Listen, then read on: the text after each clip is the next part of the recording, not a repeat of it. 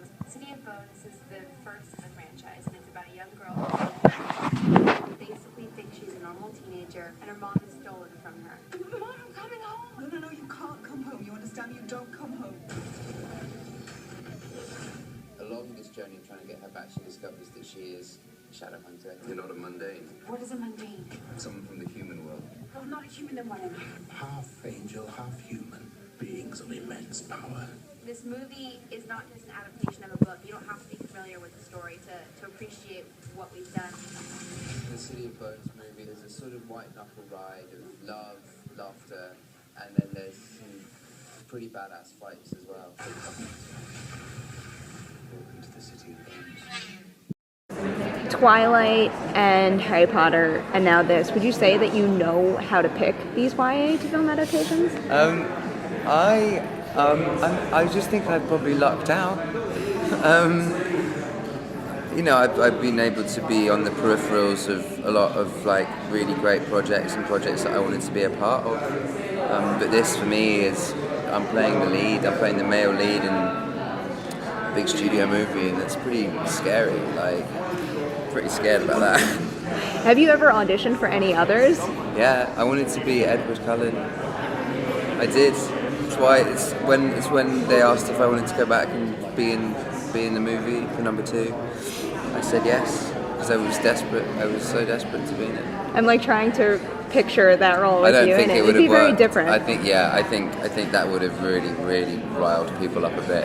I can't see anyone else but Rob doing it, but like looking at myself doing it wouldn't be good. Could you tell me a little bit about getting into Jason's head a little? Do you, like what is your preparation process when you want to jump into a role? For everyone, it's sort of different. For this, I always have to take elements of myself and put them in the characters to make it relatable to me, to make it not easier, but to make it so it's not like I'm acting, you know? Because I can smell acting, I can smell it. It smells like shit. Like it's not a good smell. Like I would rather sit there and like actually feel for somebody and feel the emotion. So the preparation for Jace, physically I was out of shape, I got in shape, I did 4 months of training, I did like fight training, choreography, I had to do aerials and like all this crazy stuff. And so that was the preparation physically. Emotionally, I went back to the book, and in the book, he's quite light. I made him quite dark in our film because obviously we have 2 hours and however long to explore this world, and I don't want him to seem schizophrenic. Like I want him to have that sort of moment where he does open up to Clary. I want that to be his weakness, his vulnerability comes through that. So that's why I made him quite dark and broody. He's kind of got like a really harsh exterior, but deep down, I mean, you always know the wheels are turning, and as the book progresses, you kind of know what made him into who he is. Yeah. How is it kind of knowing that and peeling back the layers slowly, So especially if you're not shooting in sequence? Yeah, exactly, which we weren't. I'd imagine. Which is difficult, so I constantly had to be like, okay, so where am I at now? Like, oh my gosh, what's going on right now? Because for Lily, for Clary, the journey is like that, but that's in every scene. Like, you know, her journey's like that, whereas with Jace, it's a lot more linear, like it's progressive.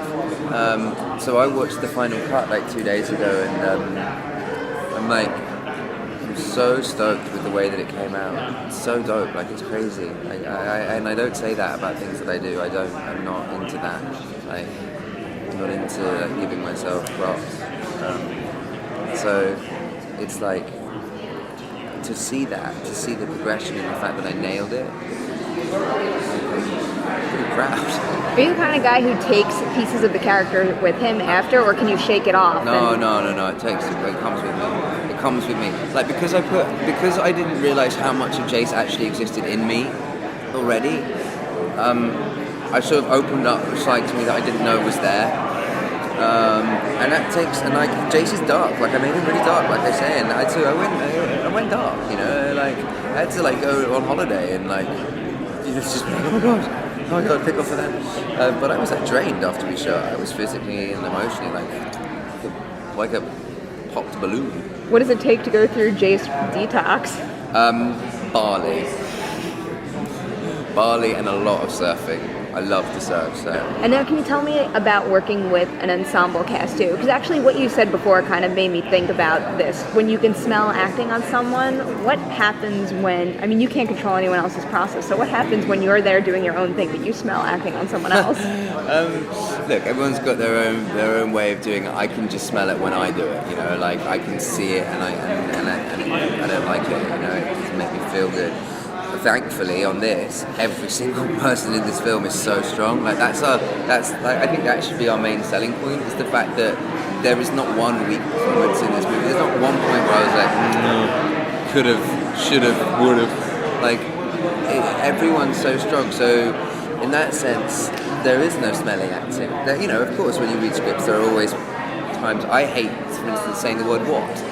I can't say the word "what" in anything. Like I would cut it. I would just, or asking questions. I hate asking questions in a movie. I'd much rather be the expositional character than the "what" guy. Going back to it being an ensemble cast, it's great because we became so close, all of us. Like we're so tight. You know, and I say that. You know, people say that about jobs or whatever, and half the time it's true, half the time it's bullshit. But this is true. Like this is really, really true. Like we are super tight and like love everyone. So now, though, you're proud of the film, you're proud of Harold, but is there anything that you in particular achieved, maybe on even a smaller scale, that people might overlook, that you kind of want to say, look what I did, because I pulled this off?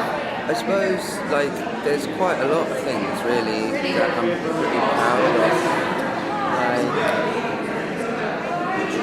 I don't know, I think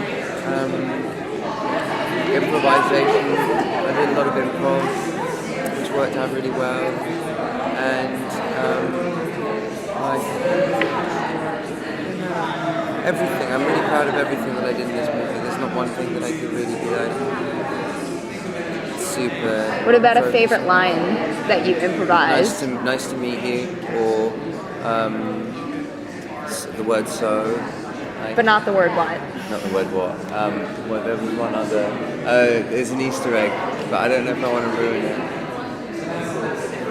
Listen for somebody's name who's involved in the film. Listen for somebody's name who's involved in the film, but it's not a character. That's all I can say. If I could say one thing to the fans of the Mortal Instruments book series about the upcoming adaptation, it would be that we are very proud to have been a part of it. We are honoured that we have been given the opportunity to work on a book that is loved by so many, and we only hope that we've done you proud, and we're excited to show you it, and we only hope you're excited to see it also, so make sure you go and see it. It comes out on August 23rd.